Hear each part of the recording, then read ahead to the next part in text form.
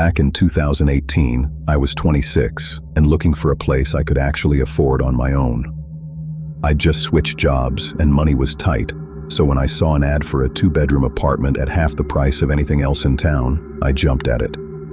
The landlord didn't ask many questions, just said one of the rooms was already occupied, but the other tenant was quiet and kept to himself. At the time, that sounded perfect. When I moved in, the apartment wasn't much to look at. The walls were dull beige, the carpet worn thin in spots, and the kitchen window looked out over a brick wall. But it was cheap, and I figured I'd hardly be home anyway. I met my roommate only once, on that first evening. He opened his door just as I was hauling a box down the hall. He was maybe around 30, tall, pale, with dark hair that hung into his eyes. He didn't smile, didn't really introduce himself, just gave a small nod, muttered something that sounded like, "Hey," and slipped back inside his room. His door clicked shut, and that was it.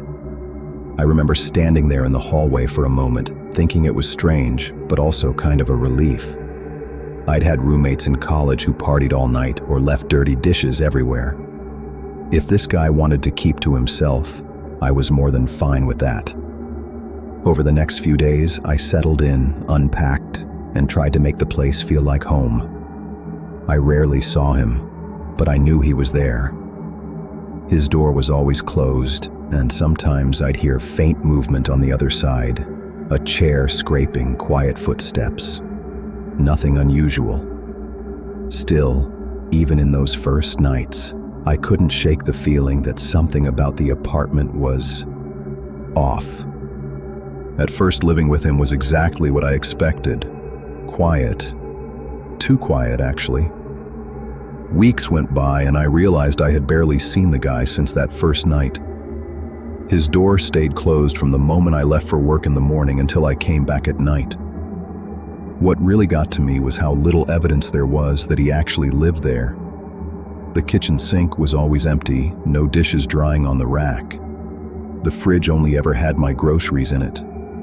Even the bathroom never looked used. No extra toothbrush, no towels hanging, nothing. But then there were the noises. Around midnight, just as I was drifting off, I'd hear them. Faint footsteps crossing his room, the slow creak of floorboards, sometimes even a low murmur like he was talking to himself. It wasn't loud enough to be clear, but just enough to keep me awake, staring at the ceiling. One night, I got up for a glass of water and paused outside his door. I could hear movement, pacing, steady and deliberate, back and forth across the room. I almost knocked, but something in me hesitated. I didn't want to intrude. I told myself it was none of my business. The strangest part? I never once saw him leave. I'd head to work at 8, come back at 6, and his door would be shut, lights off in the hall. On weekends, same thing. No friends visiting, no packages, no signs of life outside that one room. It got to the point where I started asking myself, was he working nights? Did he sneak out when I wasn't paying attention? Or was he really just always in there? By the end of the second month, the unease was constant.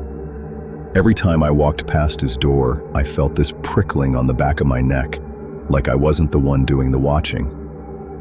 By the third month, I couldn't pretend it was normal anymore. One Friday night, I was home earlier than usual, eating leftovers on the couch.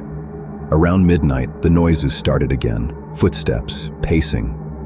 But this time, it was different. Between the creaks of the floorboards, I heard something else, crying. Soft at first, like someone muffling it in their hands, then sharper, jagged sobs that carried through the thin wall. I set my fork down and just listened, heart thudding in my chest. It didn't stop after a minute or two. It went on, steady, broken, like whoever was in there was falling apart. I walked down the hall, hesitating outside his door. My knuckles hovered an inch from the wood. I wanted to ask if he was all right, if he needed help.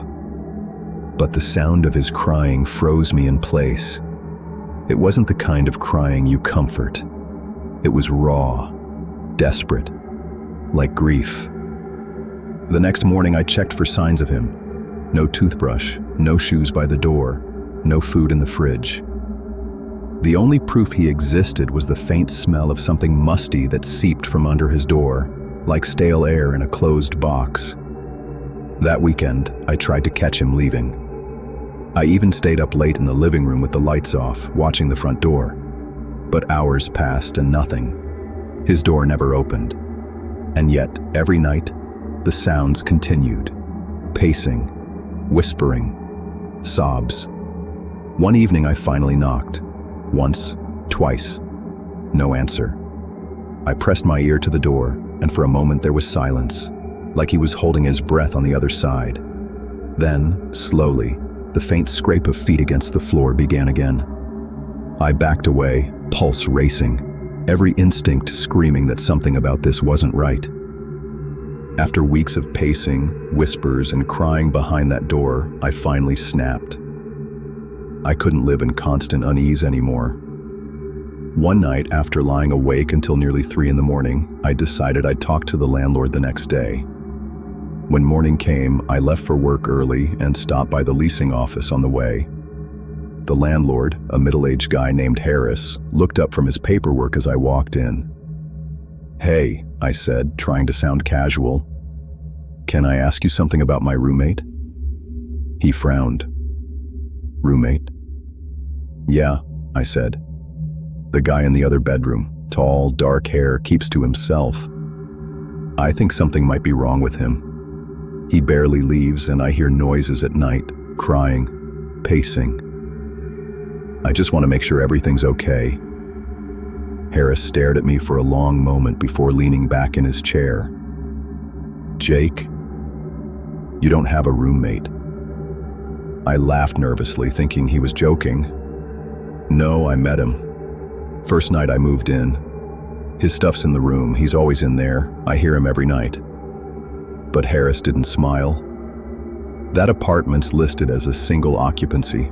You're the only one on the lease. There shouldn't be anyone else in there." For a second, I thought maybe he'd forgotten, or there was some mix-up with the paperwork. "Look, I know what I heard. I met him. He's in there right now." Harris shook his head firmly. "That room's been vacant since last spring. The last tenant just disappeared. Family never claimed his things. We locked it up." My stomach turned cold. "I'm telling you," I whispered. "Someone's in there." Harris sighed. "Then maybe you should call the police, because as far as I know, you're the only person living in that unit." I didn't wait long before calling the police.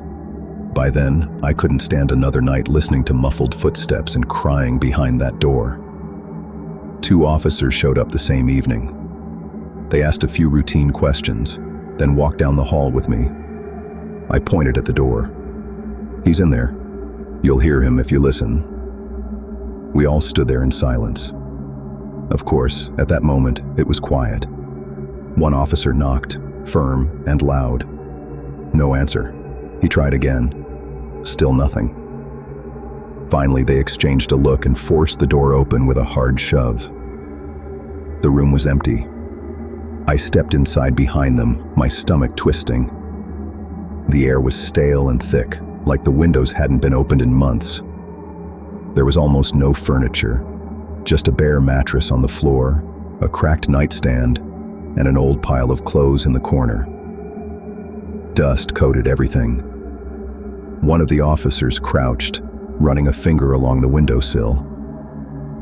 "Nobody's lived here for a long time," he muttered. But there were signs someone had been here recently. The mattress was sunken in the middle, the clothes were bunched as if they'd been worn, and on the nightstand was a half-empty bottle of water that hadn't collected dust like the rest of the room. "See?" I said, my voice shaking. "He was here. He is here." The officers didn't argue, but their faces told me they weren't convinced. They filed a report and left, saying they'd keep an eye on the building. Later that week, I asked Harris, the landlord, again about the last tenant. He hesitated before finally saying, "His name was Aaron. He vanished one night, left everything behind, ID, clothes, even his wallet.